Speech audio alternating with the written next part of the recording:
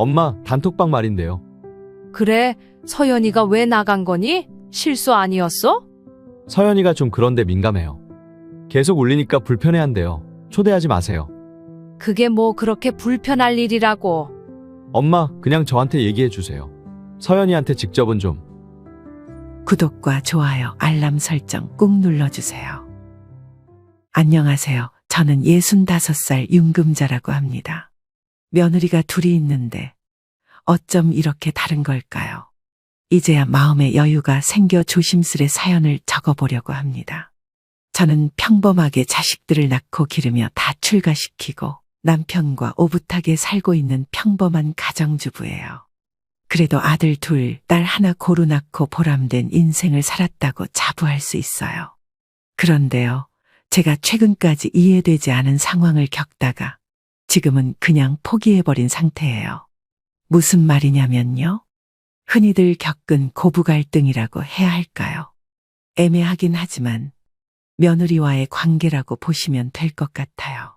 어찌 보면 별것 아닌 문제고 생각의 차이겠지만 저는 정말 답답해 죽는 줄 알았어요.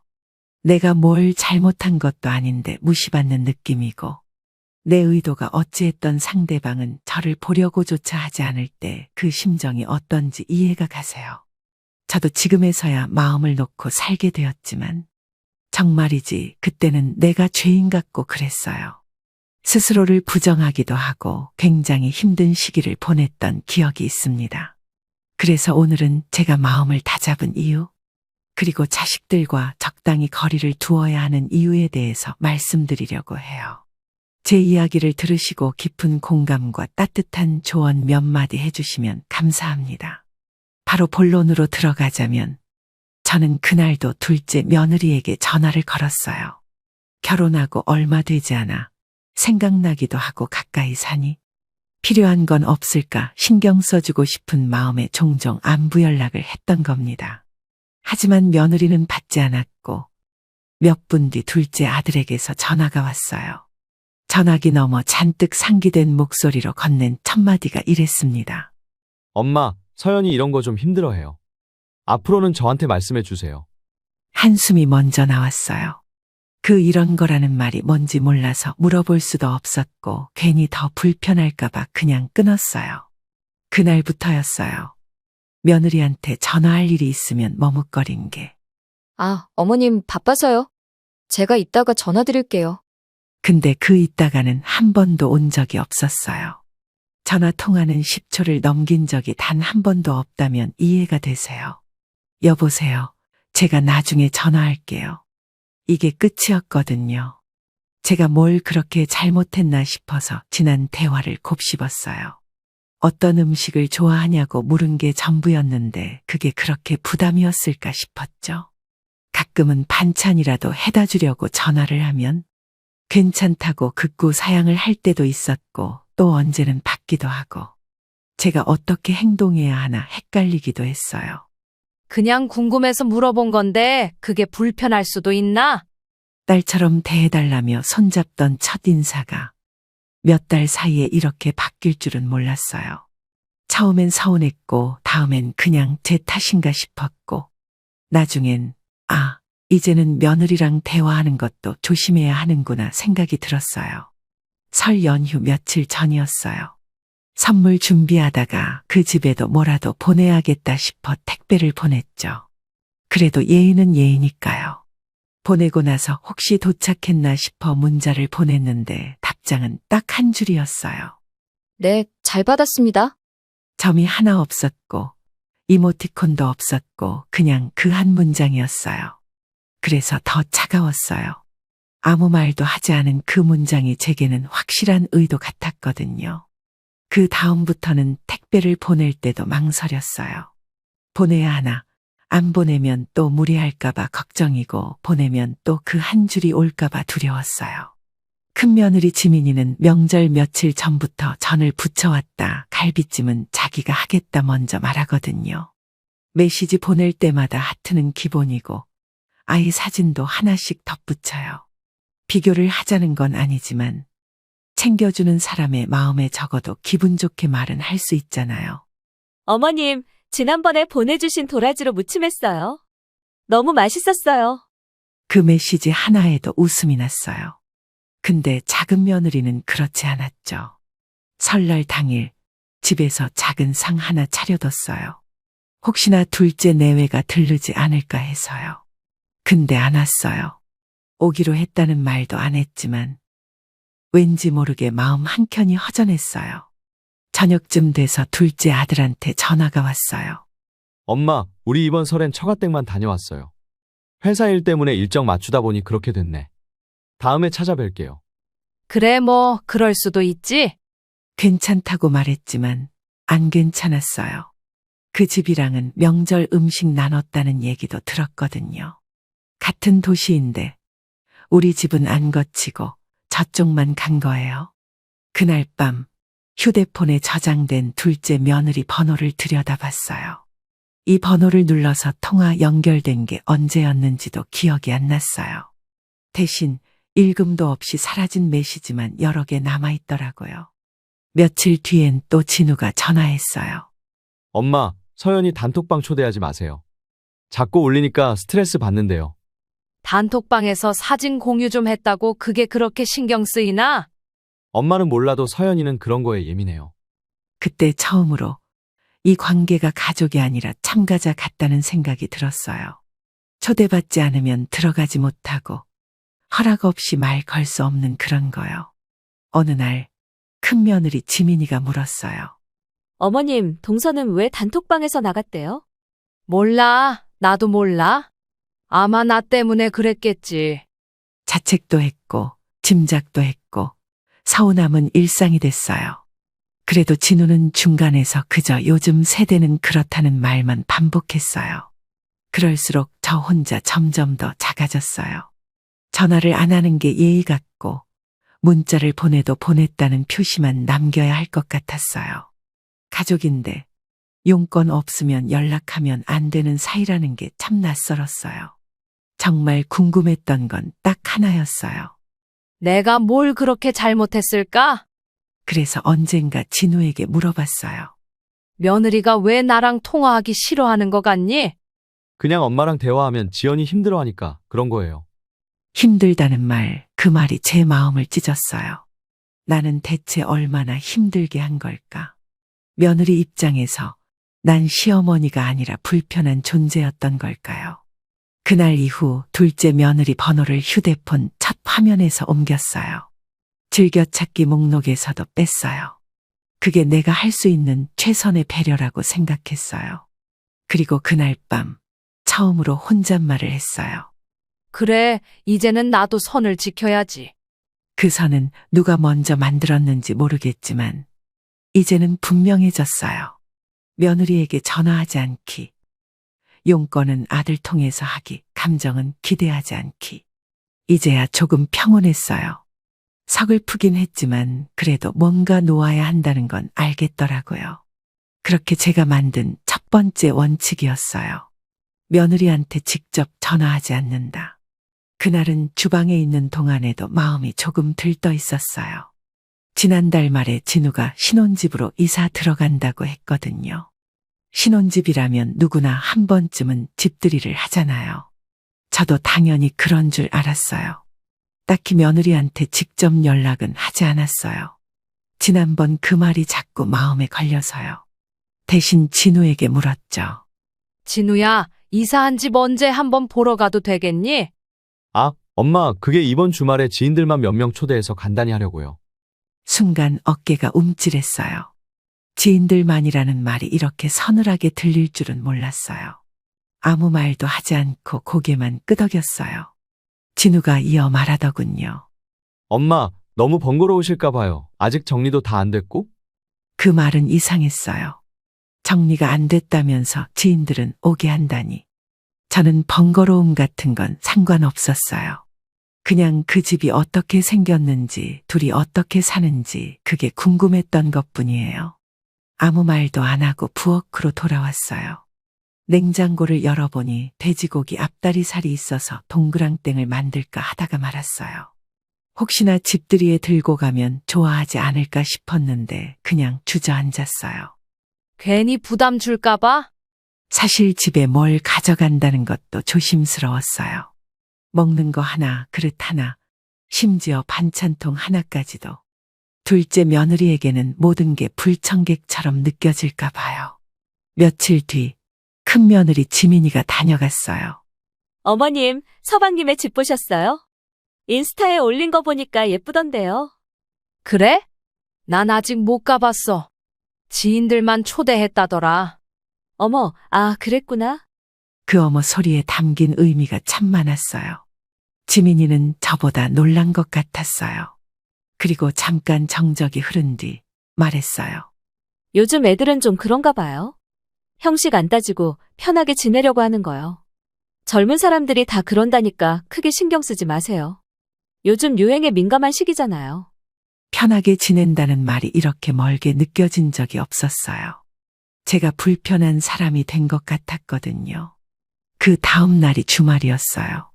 아무 연락도 없었지만 괜히 휴대폰을 가까이 두고 있었어요. 혹시나 갑자기 오라고 할까 봐요. 그런 일이 일어날 리 없다는 걸 알면서도요. 밤이 되도록 연락은 없었고 SNS에 올라온 사진들을 하나씩 들여다봤어요. 테이블에 와인이 놓여 있고 조명이 따뜻했고 친구들끼리 웃고 있는 모습이었어요. 사진 속 그들은 하나같이 밝았고 저는 그 자리에 없었어요. 그게 더 선명하게 느껴졌어요. 내가 빠졌다는 사실이 누군가 일부러 뺀 듯한 그 자리가요. 그날 밤 큰 며느리한테서 톡이 왔어요. 어머님, 동서가 그러는 게 좀 과한 것 같기도 해요. 제가 괜히 속상하네요. 괜찮아. 애들이 편하려고 그런 거지 뭐. 그렇게 말은 했지만 솔직히 괜찮지 않았어요. 며느리한테 우리 집 구경 한번 오세요. 그 한마디가 어렵나 싶었거든요. 이튿날 아침 둘째 아들에게 연락이 왔어요.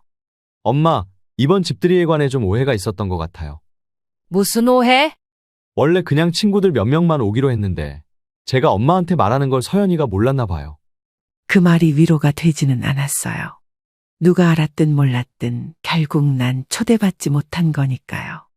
그래 뭐 다 지난 일이니까 신경 쓰지 마라. 그렇게 말하긴 했지만 혼자서 많이 울었어요. 내가 며느리에게 뭘 그렇게 잘못했는지 생각해도 모르겠더라고요. 잔소리를 한 것도 아니고 간섭한 적도 없고 며느리 입에서 싫다는 말이 나온 적도 없는데 아무리 생각해도 며느리는 처음부터 거리를 두고 싶었던 것 같았어요. 결혼식 끝나고도 연락이 먼저 온 적은 한 번도 없었고요. 제가 바라는 게 무리한 것도 아니었어요. 명절 인사, 가끔 안부, 손주 생기면 한 번쯤 와서 밥 먹고 가는 그런 정도였어요. 그마저도 안 되는 건가 싶었죠. 며칠 후 마트에 갔다가 며느리를 닮은 여자를 봤어요. 순간 마음이 철렁했어요. 반갑고도 조심스러웠어요. 하지만 전혀 다른 사람이더라고요. 괜히 민망했어요. 내가 참 웃기다. 누굴 닮았다고 마음이 이리 흔들리나? 그날 밤은 유독 외로웠어요. 둘째 아들도 연락이 없었고 그렇다고 대뜸 둘째 며느리한테 연락할 수는 없었고 큰 며느리는 애들 때문에 바쁠 테고 그래서 그날 저녁엔 반찬을 하나도 안 했어요. 그냥 밥에 간장만 비벼 먹었어요. 아무것도 하기 싫은 그런 날이었어요. 그렇게 시간이 조금씩 흘렀고 어느덧 봄이 다가왔어요. 서연의 연락은 여전히 없었어요. 둘째 아들은 가끔 안부를 물었지만 대화는 짧았어요. 한 번은 아들에게 이런 말을 했어요. 진우야, 나중에 혹시 아이 낳으면 나한테 말 안 해도 돼. 엄마, 그게 무슨 말이에요? 그냥 너희가 편한 대로 하라는 거지. 그 말에 진심을 진우는 모를 거예요. 어쩌면 알면서 모른 척 할지도 몰라요. 그 집의 집들이는 제겐 문을 열지 않은 사건으로 남았어요. 누구도 초대하지 않은, 아니 누구는 빼고 초대한 자리였어요. 그 뒤로 저는 진우 집 앞을 일부러 피해 다녔어요. 가까운 거리였지만 괜히 마주칠까 봐요. 어머님, 어쩐 일이세요? 라는 말이 나올까 봐요. 그날 이후로 저는 확실히 알게 됐어요. 며느리가 저를 가족보다는 방문객처럼 생각한다는 걸요. 설이 끝나고 나면 저는 늘 냉장고를 한참 들여다보게 돼요. 어떤 반찬을 나눌까? 어떤 과일이 좋을까? 그런 걸 생각하느라요. 그게 습관이 됐고 또 그게 정이라고 생각했거든요. 올해도 예외는 아니었어요. 큰아들 명순애 그리고 둘째 진훈애까지. 각 집마다 취향에 맞게 반찬을 따로 담았어요. 둘째네는 매운 걸 못 먹으니까 멸치볶음은 고추 없이 만들고 나물은 간을 연하게 했어요. 그렇게 해서 포장하고 손글씨로 이름 써 붙이고 택배 상자에 하나하나 넣었어요. 이걸로 서운하지 않으면 좋겠다. 그렇게 마음을 담아서 보냈는데 서연에게서 온 답장은 그날 밤에 도착했어요. 잘 받았습니다. 점 하나도 없었고 이름도 없었어요. 받자마자 고개가 떨궈졌어요. 그래도 받은 건 받았구나 싶어서 안심하려 했지만 마음이 헛헛했어요. 며칠 뒤 큰며느리 지민이가 전화했어요. 어머님, 이 멸치볶음 진짜 최고예요. 어떻게 이렇게 바삭하게 하셨어요? 어머, 지민아, 그냥 오래 볶았지 뭐. 진짜요? 어머님, 다음에 꼭 비법 좀 알려주세요. 전 이건 도저히 못하겠어요. 그렇게 웃으며 통화했지만 머릿속은 둘째 며느리의 문자 한 줄이 자꾸 떠올랐어요. 같은 반찬을 보냈는데 이렇게 반응이 다를 수 있구나 싶었어요. 그 다음 명절에도 같은 고민을 했어요. 보낼까 말까 그래도 예의는 지켜야 하지 않을까 싶었어요. 그래서 이번엔 간단하게 특산물만 보냈어요. 배랑곶감 그리고 손편지 하나. 그런데 또 며칠이 지나도 연락이 없었어요. 혹시 안 도착했나 싶어 조심스레 둘째 아들에게 물었어요. 진우야, 이번에 보낸 거는 도착했니? 엄마, 서연이가 잘 받았다고 했어요. 감사하대요. 그랬구나. 근데 왜 나는 그 말을 못 듣는 걸까요? 감사하다는 말도 직접 듣지 못하고 다 진우를 통해서 듣게 되는 게 당연한 걸까요? 며칠 뒤 서연에게서 카카오톡이 왔어요. 어머님, 잘 받았습니다. 감사합니다. 이번엔 감사합니다까지 들어간 거니까 전보다 나은 걸까 생각했어요. 근데도 이상하게 마음은 더 아팠어요. 그런데요, 큰며느리는 사진을 찍어서 보내왔어요. 곶감을 이쁘게 접시에 담고 아이들이 먹는 모습까지. 어머님, 곶감 진짜 달아요. 애들도 잘 먹어요. 고맙습니다. 그 톡 하나에 마음이 확 놓였어요. 저는 그냥 그런 걸 원한 거였거든요. 고맙다는 말 한마디. 그게 그렇게 어려운 걸까 싶었어요. 그리고 한 가지 더 있었어요. 서연네 집에 보낸 택배는 배달 완료 문자가 떴는데도 그날 하루 종일 아무 소식이 없었어요. 답장은 이틀 뒤에 왔죠. 마치 누가 시켜서 억지로 보낸 것처럼요. 점점 더 저는 질문이 많아졌어요. 받았다는 말이 진심일까? 감사합니다가 진짜 고마워서 하는 말일까? 그렇다고 보내지 않자니 또 서운해할까봐 걱정이고, 보내자니 마음만 더 헛헛했어요. 그리고 그해 추석, 진우에게 이런 말을 했어요. 진우야, 엄마가 서연이한테 직접 선물 보낸 거 불편하니? 아니에요. 그런 건 아닌데.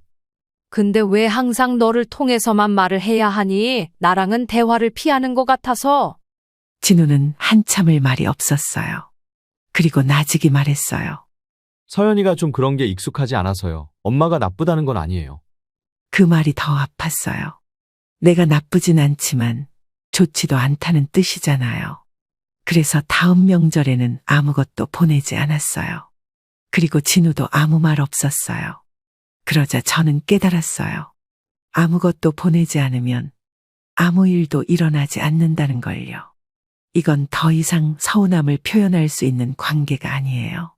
표현하려 하면 민폐가 되고 침묵하면 그냥 조용히 사라지는 사람이 되는 거예요. 그 이후로 저는 명절에 큰 애들 내외만 챙기게 됐어요.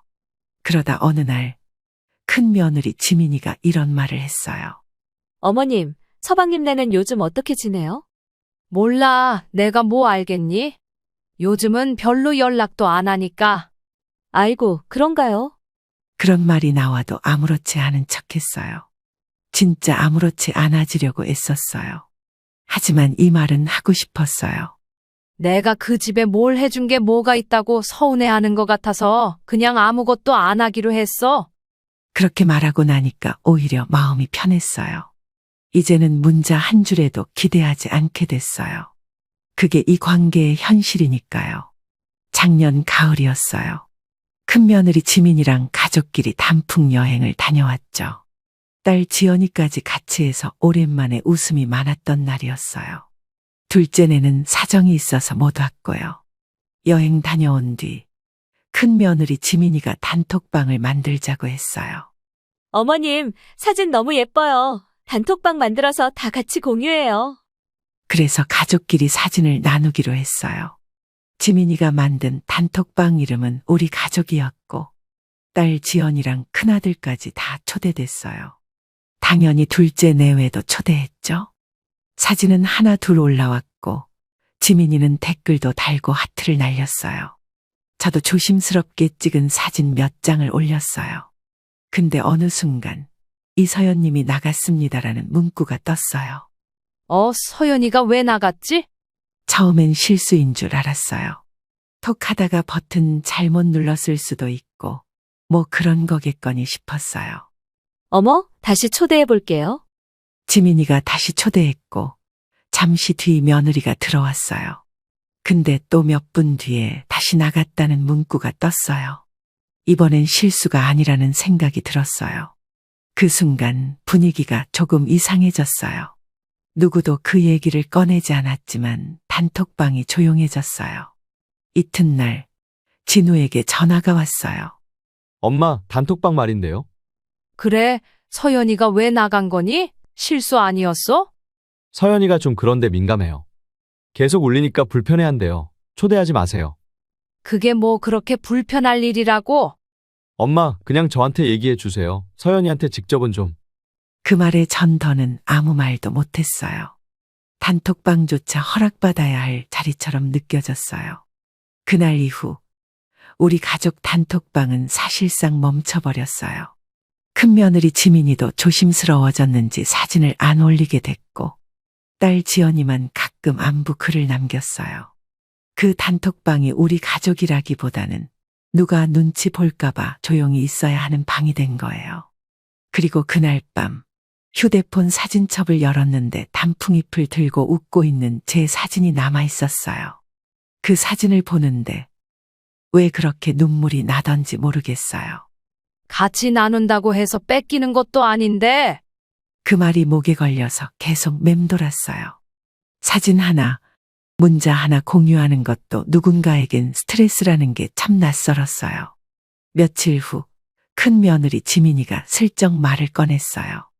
어머님, 혹시 제가 괜한 짓 한 거였을까요? 그 단톡방이요. 아니야, 너는 잘했어. 나도 좋아서 만든 건데 둘째 며느리한텐 좀 달랐나 봐. 그냥 사진만 보고도 기분 좋아지는 건데 그게 그렇게 불편할 수 있나 싶어요. 나도 그래. 근데 그럴 수 있겠지, 뭐. 그렇게 말은 했지만 마음 한켠이 서늘했어요. 그 이후로 저는 둘째 며느리의 존재를 휴대폰 속에서만 느끼게 됐어요.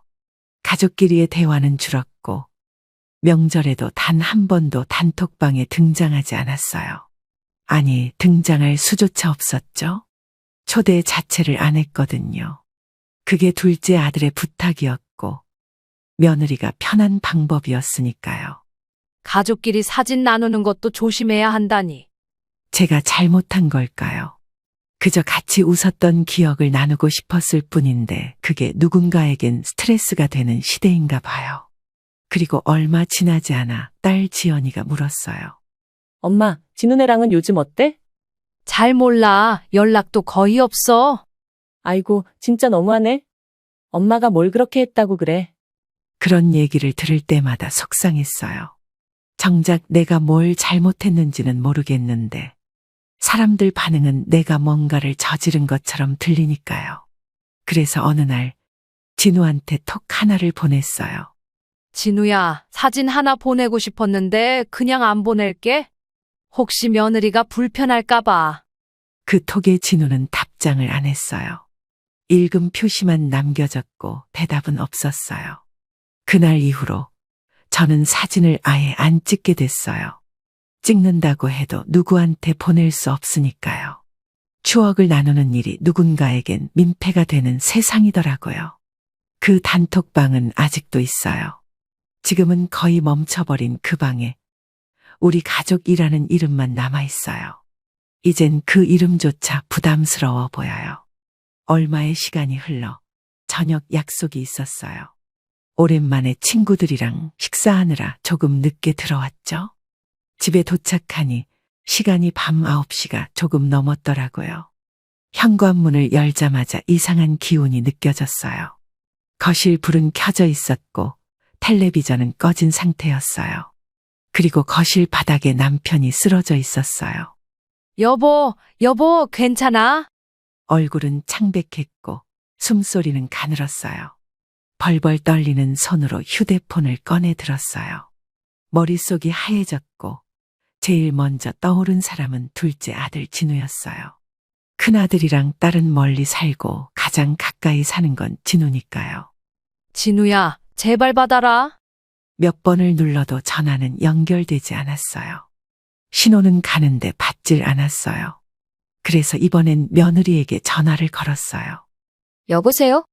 서연아, 진우랑 같이 있니? 전화가 안 돼서. 네, 같이 있는데요. 무슨 일이세요? 지금 시아버지가 쓰러지셨어.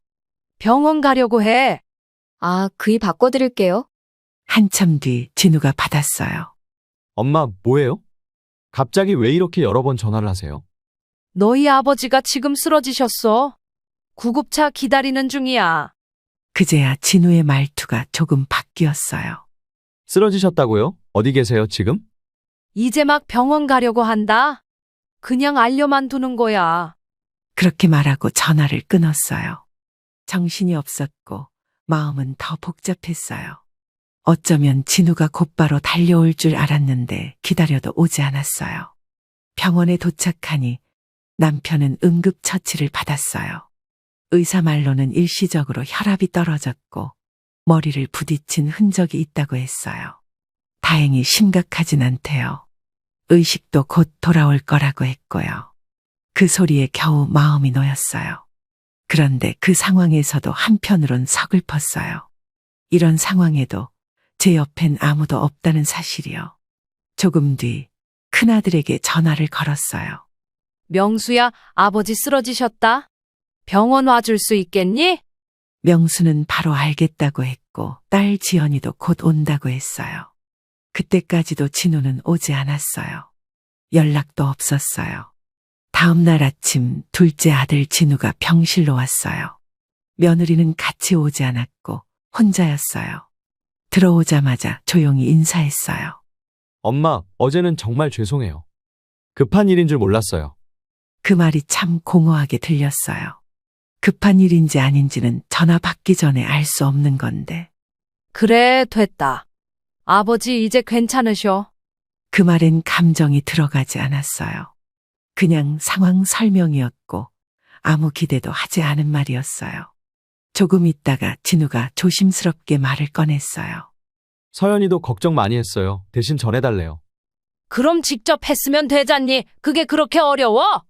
아버지가 쓰러지셔서 구급차에 실려간다는데 그게 별일 아니야? 급한 일인 줄 몰랐다고? 내가 오죽하면 너한테 전화를 했겠어? 말 같지도 않은 소리 할 거면 당장 나가. 너 꼴도 보기 싫으니까.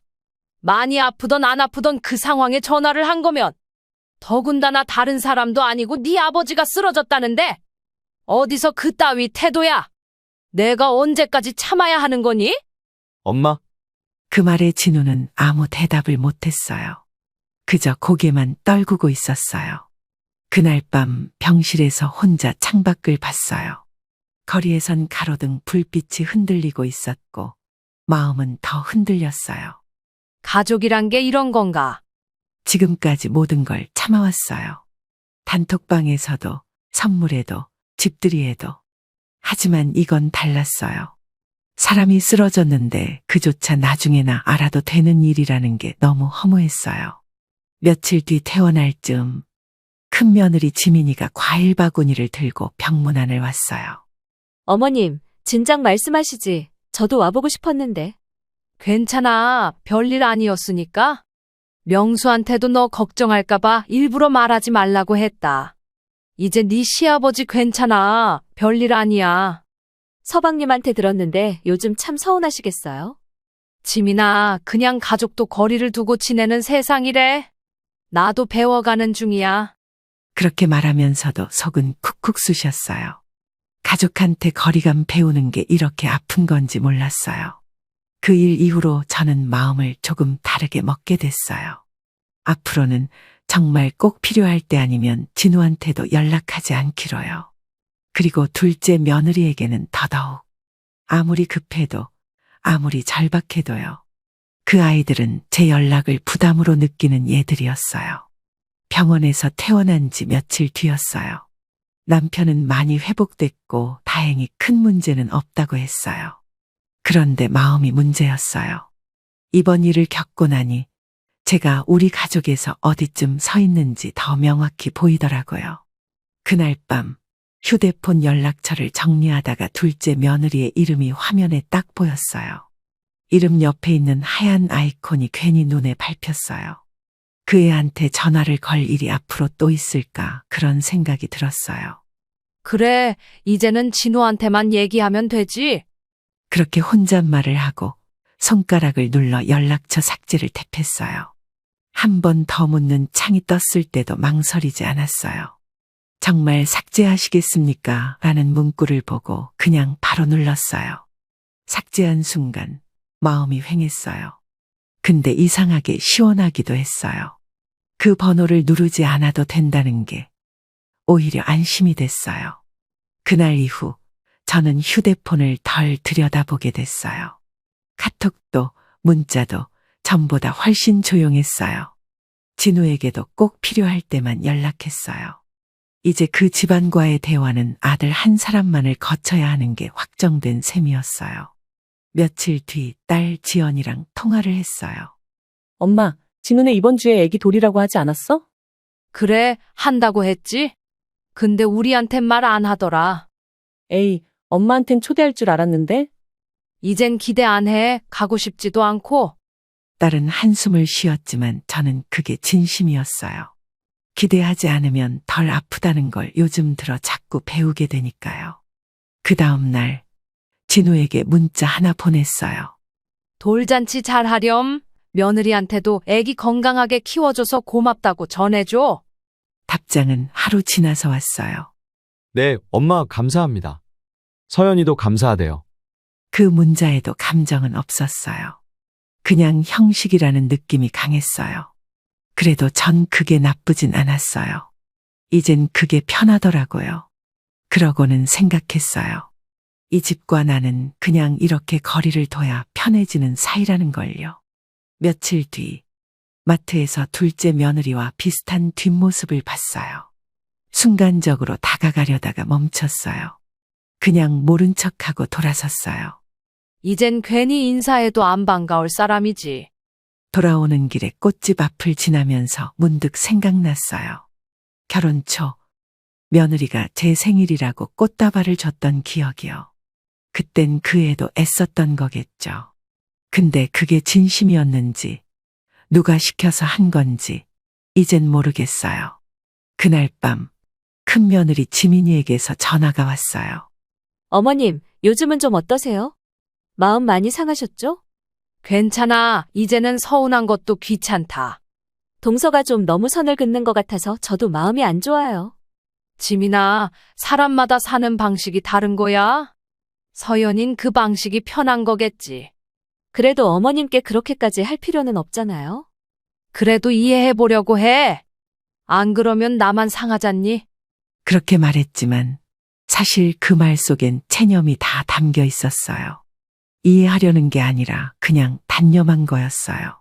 그 다음 명절, 전통처럼 준비했던 선물도 안 보냈어요. 전화도 하지 않았고 문자도 없었어요. 그쪽에서도 아무런 연락이 없었어요. 아무도 연락하지 않고 아무도 찾지 않는 명절이었어요. 근데도 이상하게 조용해서 좋았어요. 이게 평화라면 그냥 이렇게 살자. 그 뒤로 저는 사람들한테 진훈의 얘기를 잘 꺼내지 않게 됐어요. 물어보면 그냥 잘 지내나 보지라고만 했어요. 자세히 말하면 괜히 내가 안 좋은 사람 되는 느낌이라서요. 언젠가 작은 모임에서 지인이 이런 말을 했어요. 요즘 며느리들은 진짜 너무하대요. 연락도 안 하고. 그 말에 그냥 웃었어요. 속으로는 그 말 나한테 하는 거네 싶었지만요. 그리고 어느 날 병원 정기검진을 받으러 갔을 때 문득 이런 생각이 들었어요. 만약 내가 갑자기 쓰러지면 누가 연락을 받을까? 오랜만에 진우에게 전화가 왔어요. 연락을 끊다시피 한 지 거의 석 달이 넘었을 무렵이었죠. 처음엔 무슨 일인가 싶었어요. 병원 문제인가 또 무슨 일이 생겼나 싶었죠. 엄마, 잘 지내셨어요? 그 인사부터 낯설었어요. 요즘은 잘 지내셨어요? 라는 말도 한동안 못 들었던 터라 오히려 어색했어요. 그럭저럭 지내지 뭐. 무슨 일 있니? 아, 네. 사실 지우가 이번에 어린이집 들어가게 됐거든요. 그래, 축하할 일이네. 네, 근데 오후 3시 반까지만 봐주는 데라서요. 저녁까지는 아무래도 어려워서요. 그래서 엄마가 혹시 4시부터 7시까지만 지우 좀 봐주실 수 있으실까 해서요. 그 말을 듣는 순간 속에서 뭔가가 턱 하고 걸렸어요. 이제 와서 다시 손주를 맡아달라고요? 그 수많은 침묵과 거리두기 끝에 이제는 돌봄 요청이요? 서연이는 괜찮대. 네, 서연이도 그렇게 말했어요. 엄마가 봐주시면 제일 좋겠다고. 아무래도 가족이 제일 믿을만하다 보니까요. 그 말에 입술이 말라붙었어요. 그동안 그렇게 직접 연락하지 말라던 사람이 이제는 아이를 맡아달라고요? 지우 엄마가 괜찮다니까 내가 괜찮아야 하는 건가? 그래도 지우가 너무 어리잖아. 엄마 아빠 기다리기엔.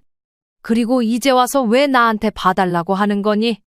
그렇게 거리둘 땐 언제고 이제 와서 필요하니까 그러는 거냐? 그래서 부탁드리는 거예요. 지우도 할머니 보면 좋아하고요. 그동안 그렇게 며느리 불편하다고 하더니 이젠 괜찮다는 거야? 지우가 날 언제 봤다고 좋아해. 니들 돌잔치에 나 초대도 안 해놓고 몇 번이나 봤다고 날 좋아하고 말고야. 아, 엄마, 그때는 좀 예민했을 때라 지우 일 때문에 다시 얘기 나온 거고요. 그 말을 들으니 한 번 더 마음이 싸늘해졌어요. 내 존재는 불편했다가 필요하면 다시 꺼내는 카드인가 싶었어요. 그래, 며느리랑 상의하고 다시 연락해. 서연이도 괜찮다니까 제가 연락드린 거예요. 그래도 한 번은 직접 말하는 게 예의 아니니? 계속 네 뒤에 숨어서 그렇게 지낼 거야? 계속 나한테 실망감만 안겨주는구나. 그때 내가 농담으로 한 말 같았어? 그 말에 진우가 잠깐 말을 멈췄어요. 그리고 다시 작게 말했어요. 그게 서연이는 직접 전화하는 걸 아직 어려워해서요. 그래, 그러니까 지우는 나한테 맡기고 연락은 하지 말고 그렇게 하자는 거구나. 그게 무슨 뭐 같은 경우야? 니들 마음대로 할 거면 나한테 왜 물어봐? 그냥 하루아침에 들이닥쳐서 지우놓고 가버리지? 어? 엄마가 뭐라고 안 하니까 만만해 보이니? 이것들이 아주 엄마 알기를 우습게 알지? 그 말은 결국 뱉고 말았어요. 진우는 당황한 목소리였어요. 엄마, 그런 의미 아니에요. 그냥 서연이도 이제 애 키우느라 힘들고. 나도 사람이다, 진우야. 나는 안 힘드니? 나이도 있고 너희들 키우느라 힘들어 죽는 줄 알았어. 근데 이제는 사이도 좋지 않은 며느리 부탁 들어줘라 이거냐? 내 손주라 예쁘긴 하다만 그게 당연히 봐줘야 하는 이유가 되진 않는다. 알겠니? 그 한마디에 전화기 넘어가 조용해졌어요. 서운함이 아니라 분노도 아니라 그냥 비참했어요. 이제 와서 필요하니까 괜찮다는 며느리 말이 참 이기적으로 느껴졌어요. 그날 저녁 큰 며느리 지민이가 다녀갔어요. 어머님, 지우 어린이집 들어간다면서요? 서방님한테 들었어요. 그래, 지우 잘 크더라. 지민아, 나는 그냥 필요할 땐 가족이고 불편하면 남인 사람처럼 느껴져서 그래. 그 말 너무 공감돼요. 저라도 속상했을 거예요. 그래도 손주라니까 쉽게 거절도 못하겠고. 하지만 어머님 마음이 먼저예요. 애정은 쌓여야 생기는 거니까요. 그날 밤은 뒤척이다가 잠이 안 왔어요. 휴대폰을 다시 켰는데 아직도 둘째 며느리로부터 그 어떤 연락도 없었어요. 그걸 보면서 괜히 한 번 더 상처가 났어요. 며칠 뒤 서연에게서 오랜만에 전화가 왔어요. 어머님, 죄송해요. 그동안 연락 못 드려서. 그래, 무슨 일이니? 네가 먼저 연락을 다 하고? 지우 돌봐주는 거 부탁드리고 싶어서요. 그 목소리는 낯설고 또 차가웠어요. 부탁하려고 걸어온 전화였고 그 이외의 의미는 느껴지지 않았어요. 그 얘기는 진우랑 하렴. 난 지우 할머니긴 해도 너희 편한 사람은 아니니까. 지금까지 그래왔잖니? 뭘 믿고 나한테 지우를 맡겨? 그 말에 며느리는 아무 대답도 못했어요. 정적 끝에 전화를 끊었어요. 그리고 다시는 둘째 며느리에게서 전화가 오지 않았어요. 전화를 끊고 나니 마음이 평온했어요. 이상하리만큼 분노도 아니고 눈물도 아니고 그냥 고요했어요. 그동안 제 마음속에 고여있던 말들을 드디어 꺼냈다는 느낌이 들었어요. 며칠 뒤 진우에게서 다시 전화가 왔어요. 엄마, 서연이가 좀 놀랐대요. 그렇게까지 말씀하실 줄은 몰랐다고. 놀랄 일인가? 난 그동안 놀란 척도 못하고 살아왔는데 너희가 한 거에 비해 난 아무것도 아니지? 안 그러니? 진우는 아무 말도 하지 못했어요. 전화기 너머에서 숨만 쉬는 소리가 들렸어요. 연락하지 말라며? 이제는 아이까지 맡아달라고 하니 내가 혼란스럽다? 진우야. 엄마, 지우가 아직 어려서 서연이도 일하느라 많이 지쳐있고. 지쳐있으면 그때처럼 그런 거 힘들다고 솔직히 말하지. 왜 이젠 괜찮다고 하니? 그렇다고 내가 무조건 져줘야 해. 왜 내가 그래야 하니? 너희들은 당연한데 왜 나는 그러면 안 되는 건데? 그 연락 한 통이 뭐라고 그걸 그렇게 싫어해? 내가 무슨 범죄자도 아니고 말이야. 그렇게 처가댁은 잘 쏘다니면서 나는 없는 사람 만들고 그게 할 짓이야? 그건 그땐 미처 생각이 짧았던 것 같아요. 그 말이 늦게 들렸어요. 이미 상처난 마음 위에 덧대어도 아무런 의미가 없는 위로였어요. 진우야, 앞으로도 무슨 일이 있으면 너를 통해서만 말할게. 그게 너희 방식이잖아. 그리고 이제는 애를 봐달라는 부탁 따위는 안 했으면 한다. 너희들 자식이니까 너희들이 알아서 해. 뭘 믿고 나한테 맡기려는지도 모르겠고 나도 그러고 싶지 않다. 그 말에 진우가 작게 말했어요. 엄마, 아직도 그 얘기 마음에 두고 계셨던 거예요? 그때 그렇게 확실히 말해줬잖아. 직접 전화하지 말라고. 그러니까 나도 그 말을 그대로 돌려주는 거야. 그런 의도는 아니었는데. 그래도 그렇게 들렸어? 그리고 지금도 그렇게 느껴지고. 그날 이후로 저는 진우와의 통화도 줄였어요. 딱 필요할 때만 그것도 문자로만 했어요. 그 방식이 편한 사람들에겐 그게 최선이니까요. 며칠 뒤 큰 며느리 지민이가 집에 들렀어요. 어머님, 요즘 기분은 좀 괜찮으세요? 괜찮다고 하면 거짓말이고 안 괜찮다고 하면 미련 갖고 그래. 지우는 너무 예쁘게 컸어요. 그 애가 나중에 이 얘기를 알면 어떨까요? 아마 아무것도 모른 채 자라겠지. 할머니가 어떤 사람인지도 모르고. 전 지우가 나중에라도 어머님이 어떤 분인지 꼭 알게 됐으면 좋겠어요. 그 말이 따뜻했어요. 어딘가에선 저를 알아주는 사람이 있다는 게 위로가 됐어요. 그날 밤 지우 사진 하나가 단톡방에 올라왔어요. 며느리가 아닌 진우가 올린 거였고 아이가 유치원 복장을 하고 웃고 있었어요. 그 사진 밑에 아무 말 없이 하트 하나를 눌렀어요. 그리고 다음 날 진우에게 문자가 왔어요. 엄마, 사진 보셨죠? 지우가 요즘 할머니 얘기를 자꾸 해요. 그건 네가 한 얘기를 들은 거겠지? 난 아무 말 한 적 없으니까. 그래도 지우가 어릴 때 엄마랑 있었던 거 기억하는 것 같아요. 기억은 남겠지? 근데 그 아이 엄마가 날 불편해했던 것도 같이 기억했으면 좋겠네.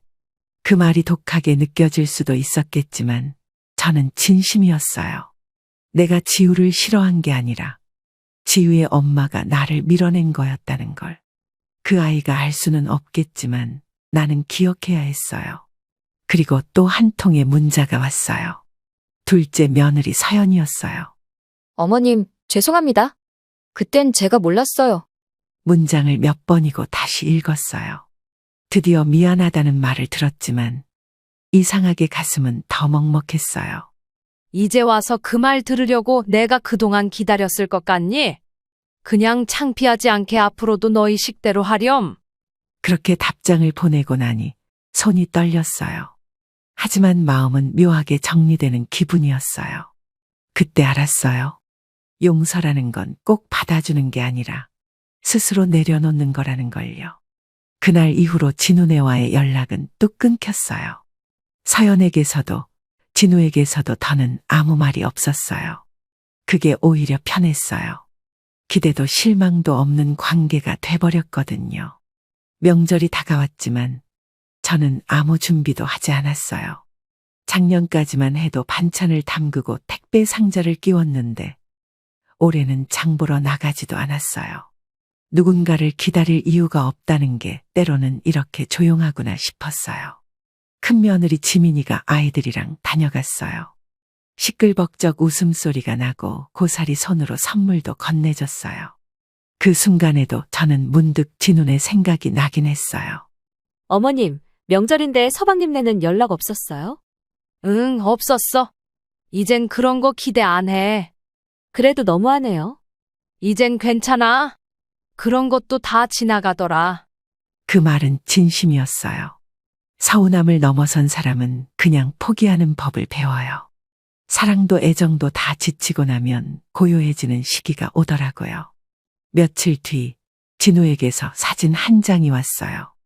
지우가 한복을 입고 웃고 있는 사진이었어요. 아무 말 없이 사진만 달랑 하나 그 사진을 보면서 피식 웃었어요.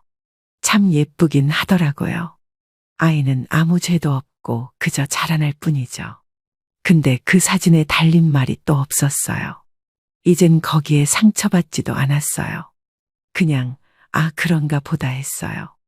저도 사진을 하나 보냈어요.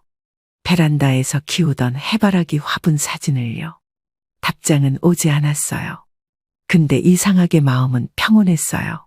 며칠 뒤 딸 지연이가 물었어요. 엄마, 진우네는 왜 그래? 연락도 없고.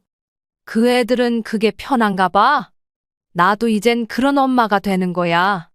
엄마가 뭐 그렇게까지 너무 참고 사는 거 아니야? 참는 것도 습관이야. 그래야 안 다치거든. 그 말하면서도 제 속이 조용했어요. 상처가 많으면 아물기도 전에 새 살이 돋잖아요. 이젠 그게 굳은 살처럼 남아버린 거예요. 그날 밤 휴대폰을 꺼내다가 문득 생각했어요. 혹시라도 내가 먼저 세상을 떠나면 이 아이들은 날 기억이나 할까? 이젠 그런 생각도 사치지? 그리고 다짐했어요. 나를 기억해 주길 바라는 마음도 내려놓자고요. 그동안 너무 많이 주려고 했고 너무 많이 바라봤어요.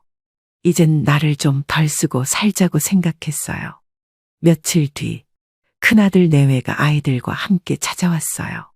웃으며 인사하고 따뜻한 말들을 해주고 무심결에 말했어요. 우리 집은 이젠 손님 안 받아?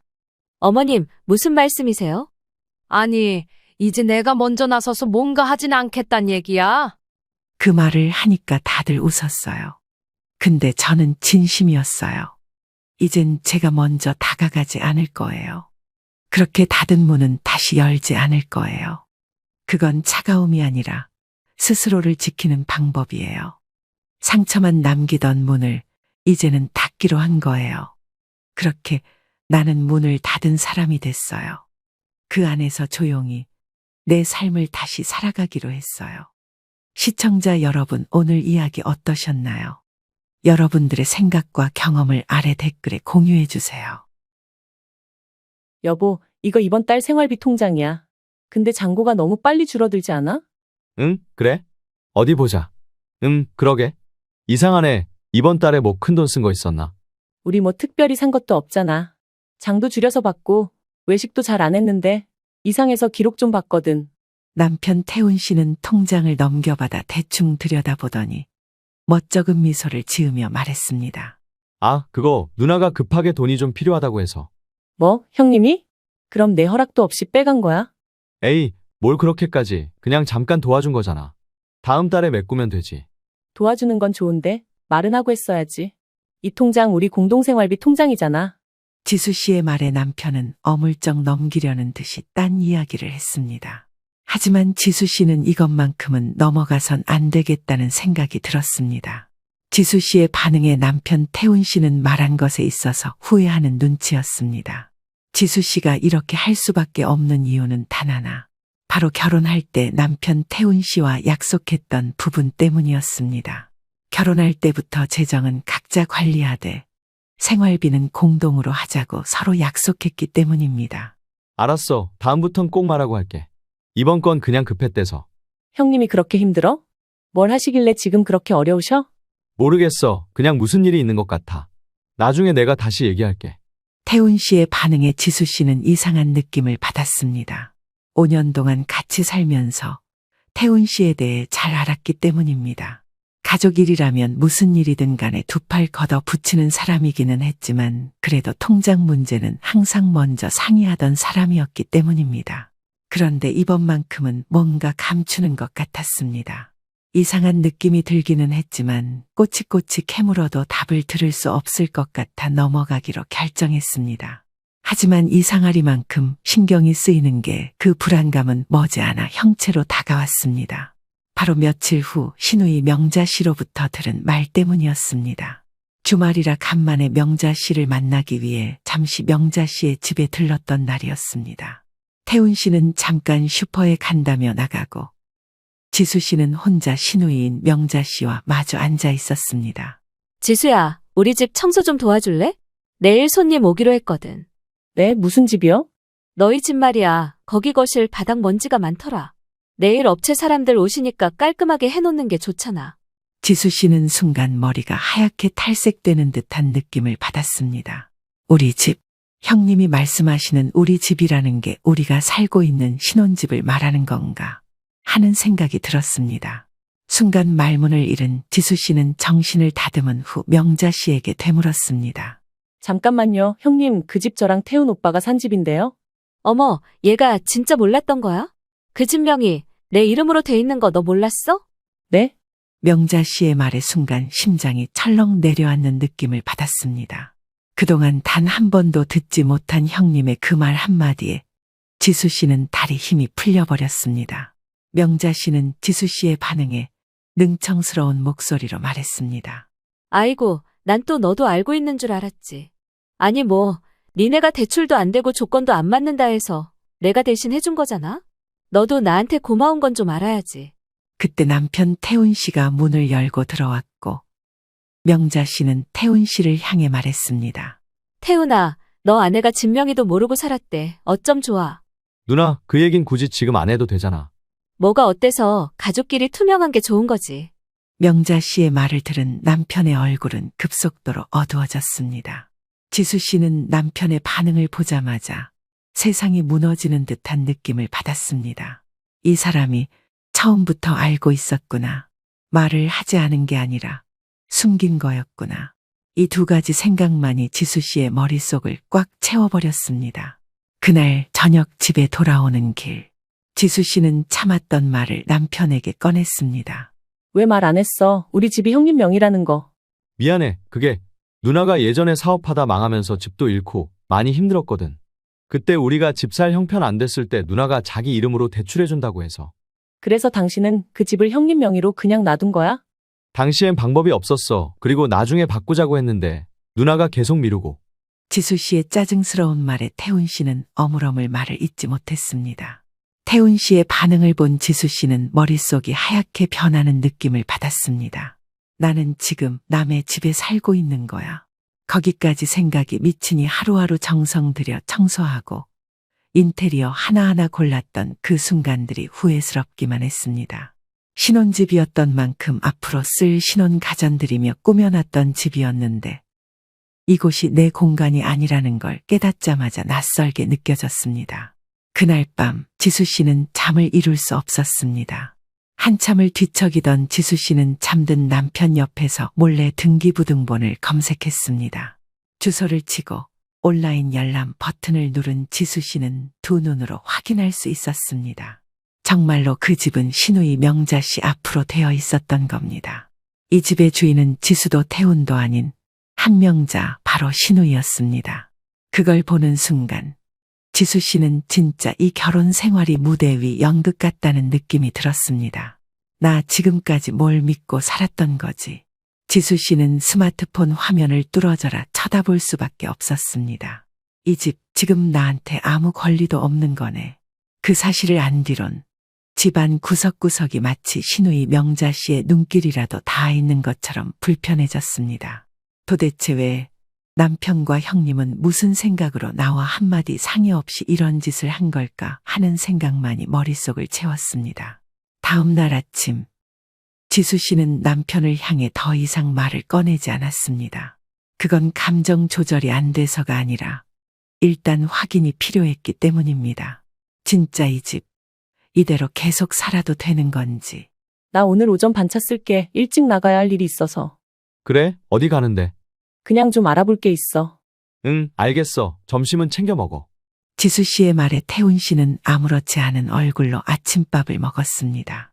남편이 출근하자마자 지수 씨는 구청 민원실로 향했습니다.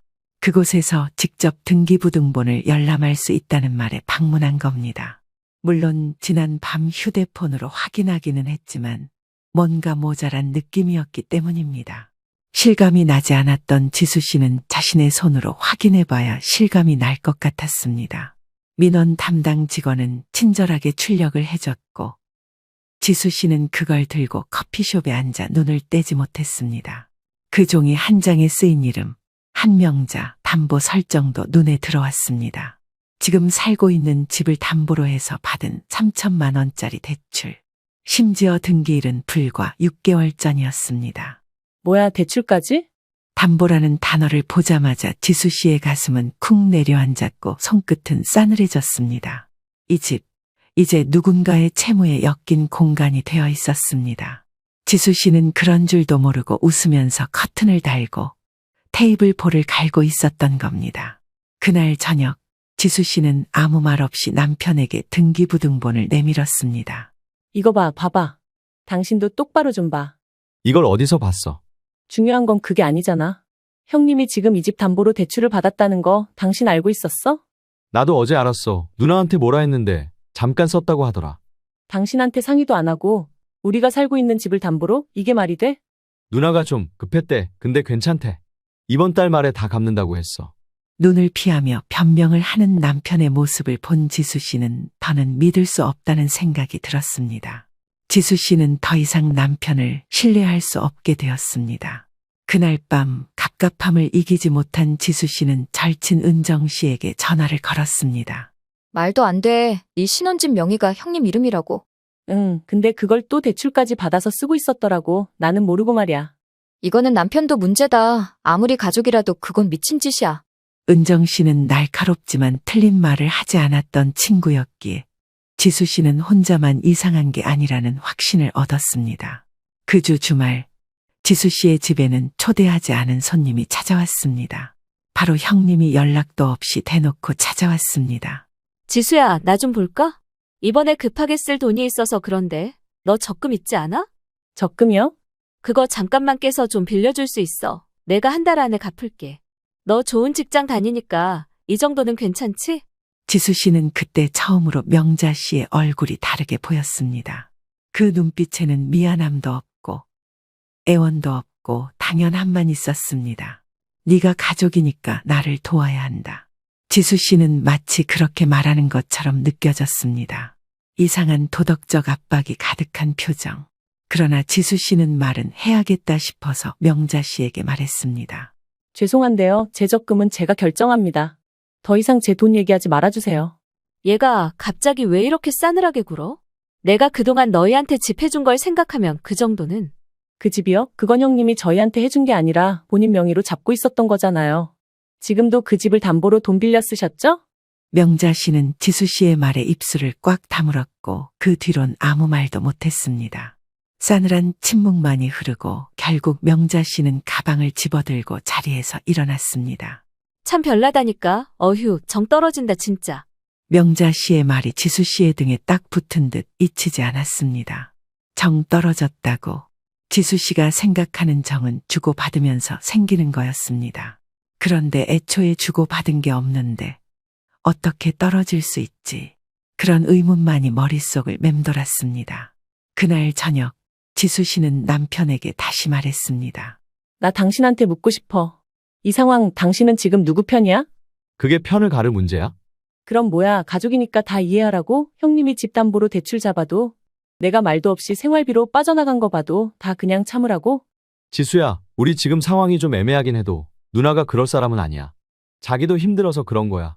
그 말을 듣고 지수 씨는 고개를 끄덕이며 중얼거렸습니다. 맞아, 당신 말이 맞아. 형님은 그럴 사람이 아니야. 그런데 그보다 더해. 그날 밤 지수 씨는 적금 통장을 해지하지 않습니다. 대신 명자 씨의 요청을 문자로 남기고 캡처했습니다. 그리고 그동안의 거래 내역, 명예관계, 생활비 기록 이 세 가지를 정리하기 시작했습니다. 지수 씨는 가끔 그런 생각을 했습니다. 머릿속을 스치는 나쁜 예감이 틀리길 바랄 때가 있었습니다. 하지만 진짜 무서운 건 그 예감이 맞아떨어질 때입니다. 신우이 명자 씨의 적금 요청을 단칼에 거절하고 며칠이 지났을 무렵 이상한 일이 벌어졌습니다. 지수 씨는 악착같이 저축해서 비상금을 만들었습니다. 그런데 비상금 통장에 이체 이력이 있는 걸 통장을 정리하다가 알게 되었습니다. 이상하다. 이체한 적 없는데. 뭐야 이거? 지수 씨는 어디로 이체된 건지 출금 내역을 살펴보는데 소름이 쫙 돋았습니다. 딱 2천만 원. 누가 봐도 인출 기록이 타이밍 좋게 3일 전 명자 씨가 다녀간 직후였습니다. 지수 씨는 이게 무슨 일인가 싶어서 친구에게 전화를 바로 걸어 하소연을 했습니다. 은정아, 나 진짜 미치겠어. 통장에서 2천만 원이 빠져나갔어. 뭐라고? 지수야, 너 무슨 해킹 당한 거 아냐? 누가 그렇게 크게 출금했대? 그게 형님이 다녀간 바로 다음 날이야. 설마 형님이 그랬겠어? 형님은 비밀번호를 모를 거 아냐? 나랑 태훈이만 알아. 아니겠지? 지수 씨는 아닐 거라고 말하면서도 머릿속이 복잡해지는 걸 느낄 수 있었습니다. 이건 단순한 오해가 아니지 않을까? 누군가가 계획적으로 빼간 거 아닐까? 이런 직감이 지수 씨 가슴에 가시처럼 박혀버렸습니다. 그날 저녁 지수 씨는 집으로 돌아오자마자 남편을 불렀습니다. 혹시 내 비상금 통장 본 적 있어? 비상금 아니 왜? 누가 2천만 원 인출했어. 내가 안 했는데. 누가 했겠어? 뭐? 2천만 원이나? 잠깐만, 설마 지수야, 그거 혹시? 누나야? 그게 말야, 내가 잠깐 누나한테 통장 보여주긴 했어. 근데 그 돈까지 건드린 줄은 몰랐어. 지수 씨는 태훈 씨의 말에 순간 숨이 턱 막혔습니다. 아무 말 없이 내 돈을 넘겼다고. 내가 피같이 모은 돈을 당사자 허락도 없이? 지수 씨는 순간 화가 나서 태훈 씨에게 소리를 질렀습니다. 당신 미쳤어? 이건 절도야. 알았어? 당신이 내 허락 없이 남에게 통장을 보여주는 순간부터 당신은 공범이라고. 그렇게까지 말하지 마. 누나가 그날 계속 울고불고 해서 내가 어쩔 수 없었어. 태훈 씨는 지수 씨의 눈치를 보며 말 같지도 않은 변명을 했습니다. 그 돈 언제 돌려준대? 한 달 안에 갚겠다고 했어. 그리고 그 말을 믿었어? 태훈 씨는 지수 씨의 말에 고개를 숙였습니다. 그 순간 지수 씨는 이 결혼의 구조가 완전히 기울었음을 깨달았습니다. 여기에는 내 편이 없는 거구나.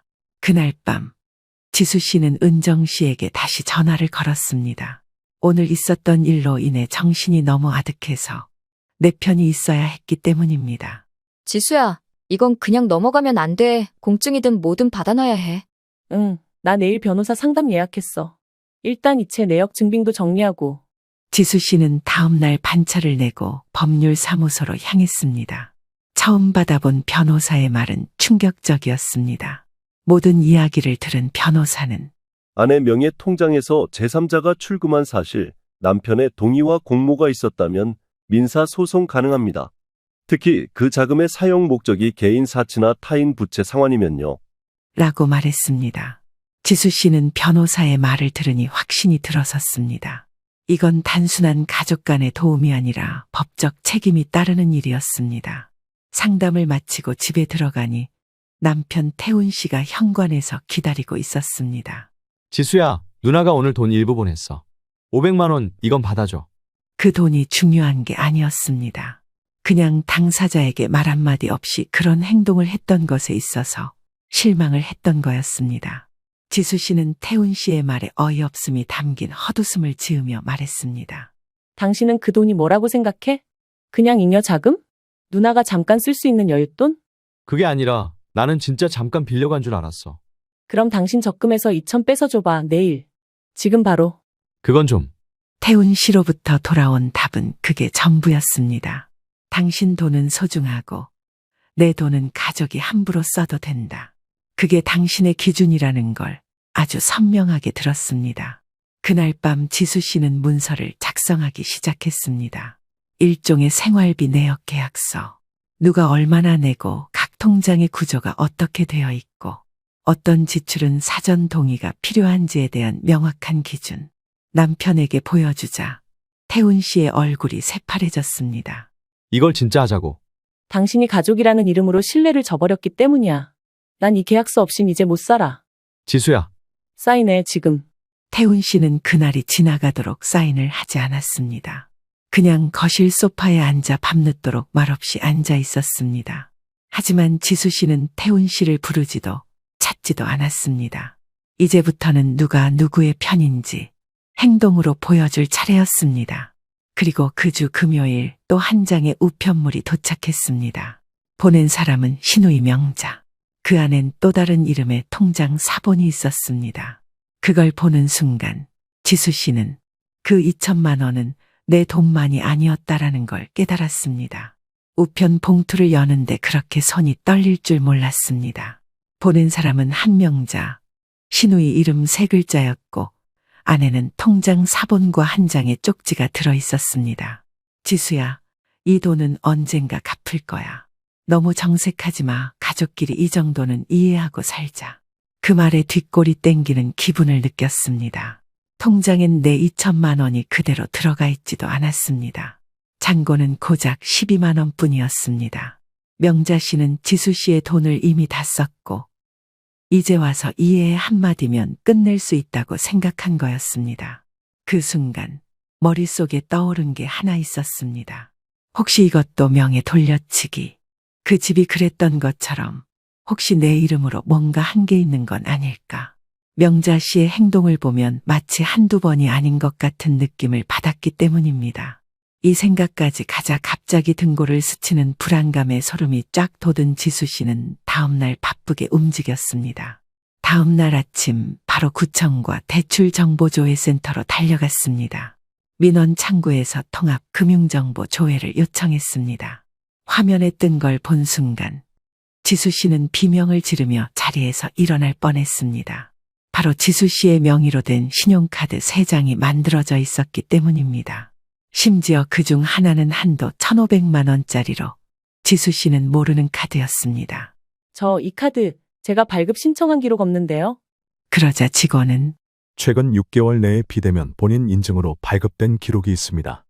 주소와 휴대폰 인증 내역도 일치하네요. 라고 말했습니다. 자세히 살펴보니 기재된 주소도 휴대폰도 남편 명이었습니다. 지수 씨도 모르게 입에서 한숨이 새어나왔습니다. 이건 누가 봐도 가족 내부에서 한 짓이잖아. 집에 돌아오자마자 남편을 마주보며 앉았습니다. 지금까지는 괜찮겠지 하고 참았지만 이제는 알았습니다. 이젠 회피할 타이밍이 아니라는 걸 말입니다. 태훈 씨, 당신 내 주민번호 어디다 쓴 적 있어? 응? 아니, 왜? 그럼 내가 신청한 적도 없는 신용카드 3장이 내 명의로 발급돼서 사용된 건 어떻게 설명할 건데? 뭐? 그게 무슨 소리야? 누가 그랬다는 거야? 그걸 내가 물어야지. 당신 집에서 내 서류 볼 수 있는 사람 누가 있어? 그 말에 남편은 얼굴이 굳었습니다. 그러고는 정말 한참 동안 말이 없더니 입을 떼었습니다. 지수야, 혹시 누나가 그걸 썼어? 혹시가 아니라 확실한 거야. 주소, 인증번호, 심지어 우리 혼인신고용 서류에서 내 인감증명까지 썼더라. 그 순간 남편의 얼굴에서 피가 싹 가시는 게 보였습니다. 그럴 리가 없어. 인감증명서는 내 서랍에 있는 걸. 서랍, 거기 누구나 열 수 있었잖아. 열쇠도 없었고. 내가 관리를 제대로 못했네. 그 말 기가 막혔어요. 그날 밤 지수 씨는 갑갑함을 이기지 못하고 은정 씨와 통화를 했습니다. 지수야, 너 지금 명의도용 피해자야. 이건 남편이 책임질 일도 포함돼. 나도 알아. 근데 이걸 경찰에 신고하면 가족 전체가 뒤집힐 거야. 지금 그런 거 걱정할 타이밍이 아니야. 너 지금 계속 끌려가고 있어. 이러다 진짜 명예 다 털리고 신용 망가져. 그 말이 귀에 확 꽂혀버렸습니다. 이 결혼이고 뭐고 내 인생이 먼저였으니 말입니다. 다음 날 지수 씨는 신우이 명자 씨에게 전화를 걸었습니다. 처음으로 지수 씨는 목소리를 낮추지 않고 말했습니다. 형님, 잠깐 통화 가능하세요? 어머, 무슨 일이야? 적금 얘기 다시 생각해봤어? 적금이요? 아니요. 제 명의로 된 카드 3장, 대출 신청 내역, 그리고 인감증명서 유출건으로 연락드렸어요. 무슨 말이야? 그걸 왜 나한테? 이 모든 게 형님이랑 무관하다면 경찰서 같이 가서 진술하죠. CCTV도 있고 인증 IP 기록도 있고. 그 순간 명자 씨의 목소리가 바뀌었습니다. 화려하던 말투가 쩔쩔매기 시작했습니다. 지수야, 그건 그게 아니고 말이야. 그냥 잠깐 너희 신혼집 관리비 같은 것 때문에 그러니까. 형님 지금 상황을 모르시겠어요? 변명하실수록 더 녹음될 거예요. 내일 오전 10시 경찰서 민원실에서 뵐게요. 통화를 끊자마자 남편 태훈 씨에게도 말했습니다. 내일 경찰서 가. 당신도 피해자일 순 있어.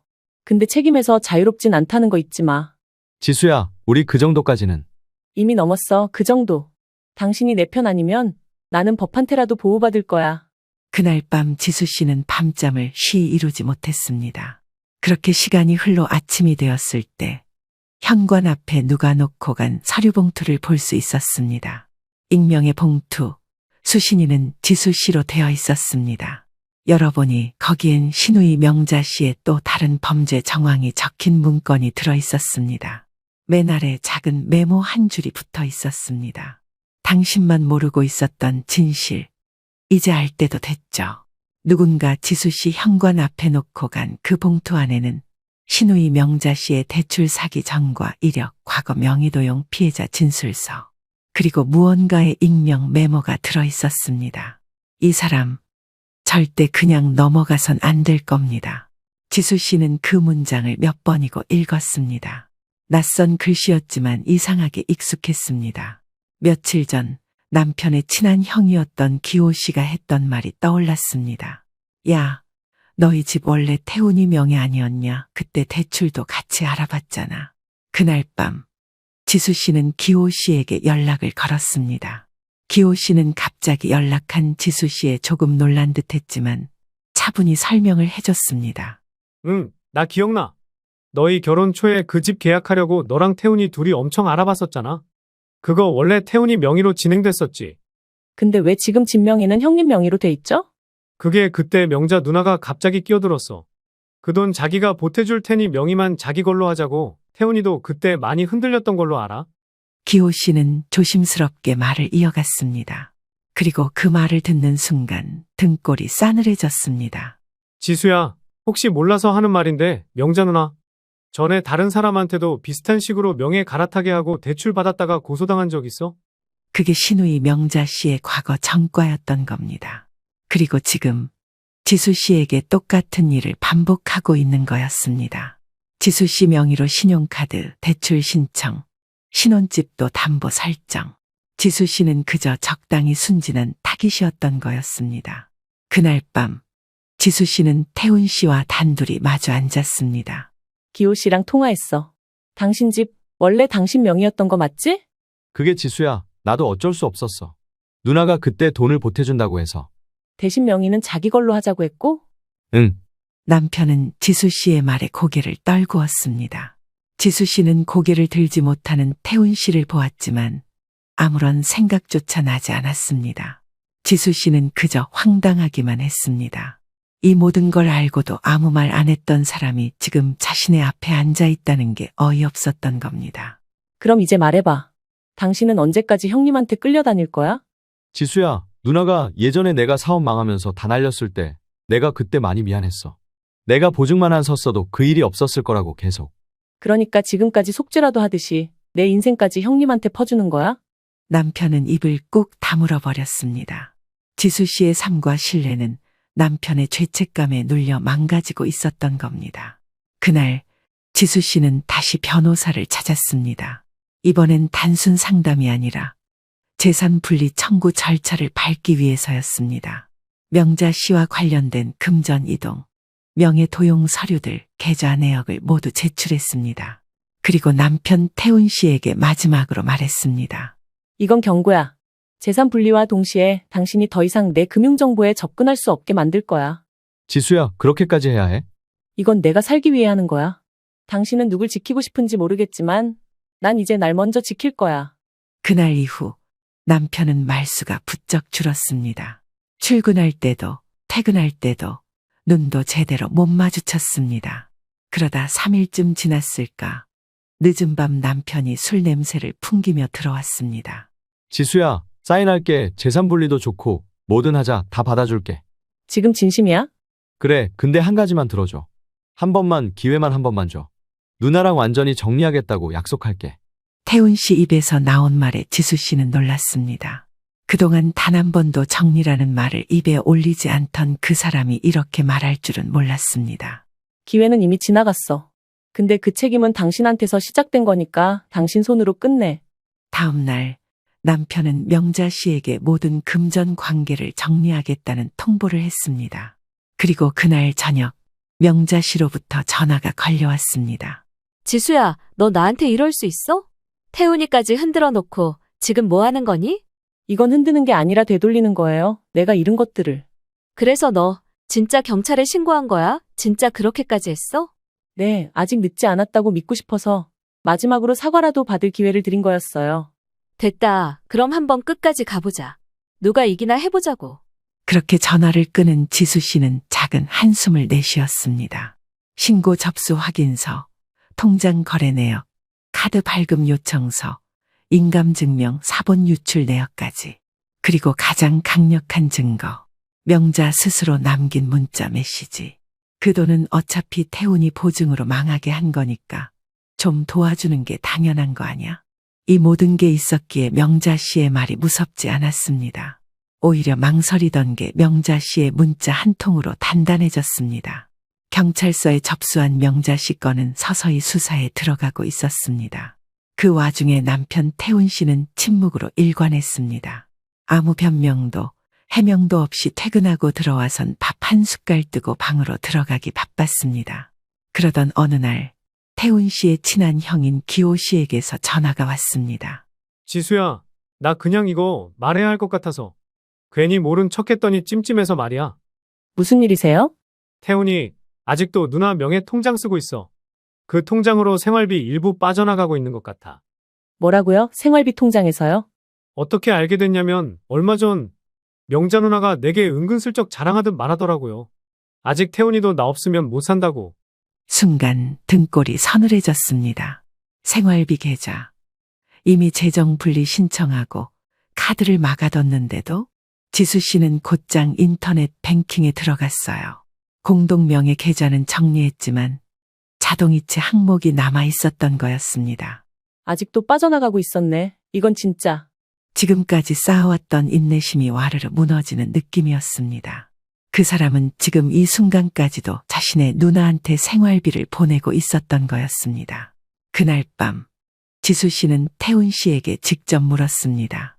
이번엔 정말 돌이킬 수 없는 질문이었습니다. 당신 아직도 누나 통장 쓰고 있어? 그 말에 태훈 씨는 화들짝 놀라버렸습니다. 그게 아니라 그만 둘러대. 내가 다 확인했어. 지난달부터 50씩 나가고 있더라. 자동이체로. 통장 정리하자고 말한 게 언제인데. 남편은 지수 씨의 말에 아무 말도 못했습니다. 눈을 못 마주치고 손끝만 덜덜 떨고 있었습니다. 당신은 나랑 사는 동안 도대체 몇 개의 얼굴로 살아온 거야? 지수야, 그게 진짜 미안해. 근데 누나가 아직도 갚아야 할 게 많다고 해서. 그건 형님 인생이야. 당신 인생도 아니고 내 인생은 더더욱 아니고 내가 왜 이렇게 살아야 하는 건데? 그 순간 남편은 무너졌습니다. 소파에 털썩 주저앉더니 양손으로 얼굴을 감싸 쥐고는 말했습니다. 나도 어떻게 해야 할지 모르겠어. 누나가 예전에 내가 보증 잘못 선 일로 모든 걸 잃었다고 생각하니까 그냥 계속 죄책감이 들고. 그래서 당신은 죄책감을 나한테 나눠줘? 나한테도 책임지게 해. 그날 밤 지수 씨는 고민한 끝에 각서 한 장을 꺼내놨습니다. 공증받을 수 있도록 내용 정리한 문서. 생활비 불법 사용 및 명예 도용 방조에 대한 손해배상 약정서. 사인해. 이건 우리 둘 사이 약속이 아니라 법 앞에 세울 증거야. 지수야, 우리 그렇게까지 가야 해? 그래야 당신이 정신 차리니까. 남편은 고개를 푹 숙인 채 그 서류에 서명했습니다. 서명이 끝나자 지수 씨는 그걸 사진으로 찍고 복사본을 따로 챙겨뒀습니다. 그리고 마지막으로 한마디 했습니다. 이제부터 당신의 가족은 누나가 아니라 나야. 그게 싫으면 각자 길 가. 다음 날 아침, 남편은 출근을 하지 않았습니다. 밤새 거실에서 술을 마신 듯 테이블엔 빈 캔이 몇 개 널브러져 있었습니다. 하지만 지수 씨는 더 이상 태훈 씨에게 말을 걸지 않았습니다.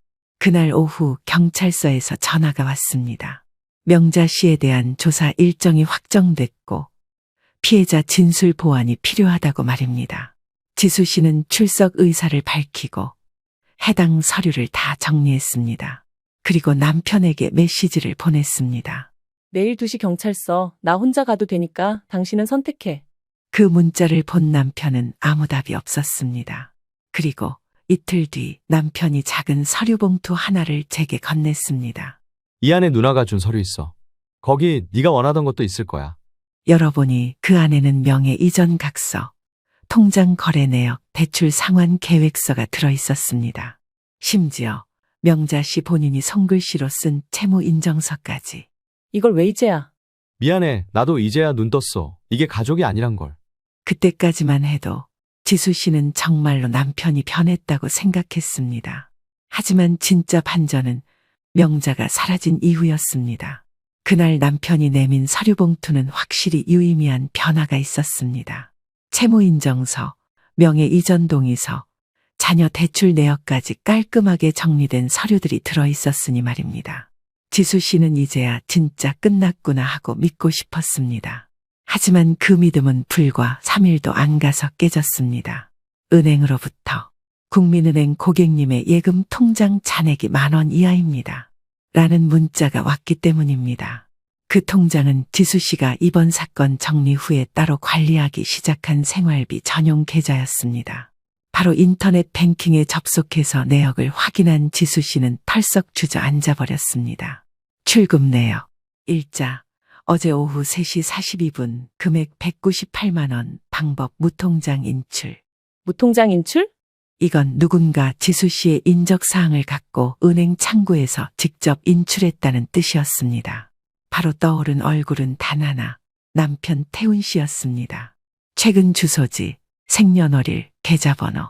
그걸 알고 있는 사람은 이제 단 한 명뿐이었으니 말입니다. 그날 지수 씨는 태훈 씨 앞에 앉더니 조용히 휴대폰을 테이블에 내려놨습니다. 이거 봐. 당신이 무통장 인출한 내 돈이지? 그게 누나한테 마지막으로 정리해줘야 할 게 있어서. 정리? 어떤 정리? 내가 모르는 사이에 내 통장에 손 떼는 게 정리야? 지수야, 미안해. 그게 마지막이라고 생각했어. 이번 한 번만 도와주면 진짜 끝날 줄 알았어. 지수 씨는 그 순간 그 모든 서류가 함정이었다는 걸 알았습니다. 명자 씨가 준 서류는 미끼였고 지수 씨의 남편은 그걸 들고 지수 씨의 경계를 무너뜨린 다음 마지막으로 다시 한 번 돈을 빼낸 거였습니다. 당신한테 신뢰란 뭔지 진짜 묻고 싶다. 지수야, 잘못했어. 내가 정말 한심하단 거 알아. 근데 누나가 울면서 매달리는 걸 어떻게 해? 또 울었어? 또? 몇 년을 우는 거야, 그 누나는? 그렇게 한 번 울면 당신은 모든 걸 다 내줘야 돼? 남편은 그제야 테이블 아래로 주저앉더니 지수 씨 앞에 무릎을 꿇었습니다. 제발 용서해줘. 나 이제 진짜로 정신 차릴게. 지수야, 부탁이야. 지수 씨는 태훈 씨의 모습에 치가 떨렸습니다. 그날 밤 지수 씨는 우리 부부의 모든 금융 정보를 정리하기 시작했습니다. 공동 계좌 해지, 자동이체 중단, 신용카드 분리, 보증 해제 요청. 그걸 전부 하고 난 뒤 마지막으로 내 인감증명서 발급 정지를 신청했습니다. 그리고 아침 현관문 앞에서 서류 봉투 하나를 태훈 씨에게 내밀었습니다. 이건 변호사 통해 작성한 서약서야. 내 인적사항 사용 금지, 금전 접근 불가, 향후 손해 발생 시 즉시 위자료 청구 가능 문건이야. 지수야, 정말 여기까지 가야 해. 그래야 멈추니까 당신도, 형님도. 그날 저녁 남편은 혼잣말처럼 중얼거렸습니다. 나 진짜 당신 없이 살 자신이 없어. 그 말 2천만 원 나가기 전에 했으면 믿었을지도 모르겠네. 지수 씨는 멍하니 서류만 바라보는 태훈 씨를 두고 자리에서 일어나 방으로 들어갔습니다. 이렇게 하면 앞으로 더 심한 일은 없겠지라고 잠시 생각했습니다. 하지만 바로 다음 날 명자 씨가 잠적했다는 소식이 들려왔습니다. 휴대폰 꺼지고 집엔 짐도 비워져 있었고 소문으론 이미 지방으로 내려갔다는 말도 돌았습니다. 설마 진짜 그냥 도망간 걸까? 아니, 당신이 그렇게 도와준 게 결국 그 사람이 도망갈 수 있는 기반이 된 거지. 그 말에 남편은 아무 말 없이 고개를 숙였습니다. 그리고 한참 뒤 저녁이 다 되어 태훈 씨가 조용히 입을 열었습니다. 지수야, 나 그 집 다시 내 명의로 바꿨어. 그 서류 진짜였어. 누나 떠나기 전에 등기 이전했어. 그래서? 우리 다시 시작할 수 있을까? 지수 씨는 창밖을 봤습니다. 어느새 어둠이 내려앉았고 가로등 불빛만이 창유리를 흔들고 있었습니다. 사람 인생이란 게 아이러니했습니다. 남의 서류 한 장에 울고 또 다른 서류 한 장에 일어섭니다. 지수 씨가 그토록 절망했던 그날 또 하나의 봉투가 도착했습니다. 이번엔 법원 등기국에서 온 등기 우편이었고 수신인은 지수 씨였습니다. 한참을 망설이다가 뜯었는데 거기엔 예상하지 못했던 문서 하나가 들어 있었습니다. 부동산 소유권 이전 등기 완료 통보서. 신청인 한태훈, 소유자 문지수. 대상 부동산 서울시 땡땡구 땡땡로 12 땡땡 아파트 101동 1002호. 내 이름? 순간 머리가 멍해졌습니다. 뭔가 잘못 본 건 아닌가 싶어 다시 들여다봤습니다. 아무리 봐도 남편 태훈 씨가 신혼집 명의를 제 이름으로 이전한 거였습니다. 그날 밤 태훈 씨에게 물었습니다. 정말 이게 무슨 뜻인지 마지막으로 확인하고 싶었습니다. 이거 진심이야? 응, 누나 사라지고 내 안에 뭔가 무너졌어. 그제야 알았어. 그 집이 아니라 당신이 내 진짜 가족이었단 걸. 그걸 이제야? 그래도 너무 늦지 않았길 바랬어. 당신 이름으로 등기하려고 등기소 뛴 게 최소한의 사과였어. 지수 씨는 태훈 씨의 말에 그 순간 마음이 복잡해졌습니다. 기쁘지도 슬프지도 않았고 그저 한숨이 나올 뿐이었습니다. 왜냐하면 그 모든 서류의 무게를 이제 지수 씨가 짊어져야 한다는 사실이 더 무겁게 다가왔습니다. 며칠 후 법원에서 명자 씨에 대한 사기 명의도용 혐의 접수 완료 통지서가 도착했습니다. 본격적인 수사가 시작됐고 지수 씨는 피해자 자격으로 진술 요청을 받았습니다. 출석 날짜는 다음 주 수요일 오후 1시. 그날 아침 태훈 씨가 먼저 말을 꺼냈습니다. 지수야, 나 같이 갈게. 그건 내 몫이기도 해. 됐어. 이젠 나 혼자 서도 안 무너질 수 있으니까. 정말 혼자 법원 계단을 오르는데 마음 한구석이 참 낯설었습니다. 이제야 비로소 지수 씨는 자신의 인생을 되찾고 있다는 실감이 들었습니다. 진술을 마치고 나오는데 복도 끝에서 낯익은 얼굴이 보였습니다. 그 사람은 바로 기호 씨였습니다. 기호 씨? 여기 어쩐 일이세요? 지수야, 사실은 나도 명자 누나한테 사기당한 피해자야. 나도 그때 5천 빌려줬다가 아직까지 한 푼도 못 돌려받았어. 순간 숨이 턱 막혔습니다. 그럼 지금까지 명자 씨에게 사기를 당한 피해자는 최소한 3명 이상이라는 얘기였습니다. 근데 나 참고 있었어. 태훈이 때문에. 근데 이젠 아닌 것 같아. 너가 여기까지 온 걸 보니까 나도 해야겠다는 생각 들었어. 그 말을 들은 지수 씨는 고개를 끄덕였습니다. 그동안 어두운 동굴 속에 있는 것 같았던 지수 씨는 밝아지는 듯한 느낌을 받았습니다. 지수 씨가 당한 것만 같았던 싸움에서 지수 씨 편이 하나둘 생기기 시작했기 때문입니다. 그리고 그게 지금 지수 씨에게는 큰 반전으로 다가왔습니다. 며칠 후 태훈 씨가 다시 한번 조용히 지수 씨에게 말했습니다. 지수야, 나 진짜 변하고 싶어. 늦은 거 알아. 그래도 진짜로 노력해보고 싶어. 그 노력이 나를 위한 게 아니라 당신 자신을 위한 거라면 응원은 할게. 그 대답을 들은 태훈 씨는 말없이 고개를 끄덕였습니다. 명자 씨에 대한 수사는 본격화됐고 피해자 진술만 5건이 되었습니다. 경찰은 명자 씨에게 사기, 명의도용, 문서위조 혐의를 적용해 구속영장 청구를 준비하고 있었습니다. 그리고 그 무렵 지수 씨는 인생에서 처음으로 휴직계를 냈습니다. 이제는 휴식을 취하고 싶었기 때문입니다. 그런데 그때 남편 태훈 씨가 지수 씨에게 조심히 말했습니다. 지수야, 우리 정말 끝인 거야? 그건 당신이 결정할 문제가 아니야. 내가 선택할 문제야. 그리고 이틀 뒤 태훈 씨는 모든 경제권을 지수 씨 손으로 돌려놓고 자신의 월급 일부를 고정 자동이체로 보내기 시작했습니다. 명자 씨와의 연락은 끊었고 그가 가진 모든 통장과 금융정보는 지수 씨와 공유했습니다. 이제 끝이구나 싶었을 때 명자 씨에게서 한 통의 손편지가 도착했습니다. 지수야, 너한텐 정말 미안하단 말도 사치겠지. 나 이제 잡혀가. 근데 너만은 진짜 미안했어. 너 아니었으면 태훈이도 나도 더 늪에 빠졌을 거야. 그 편지를 읽고도 지수 씨는 별 감흥이 없었습니다. 사과라는 게 너무 늦으면 그냥 단어일 뿐이었습니다.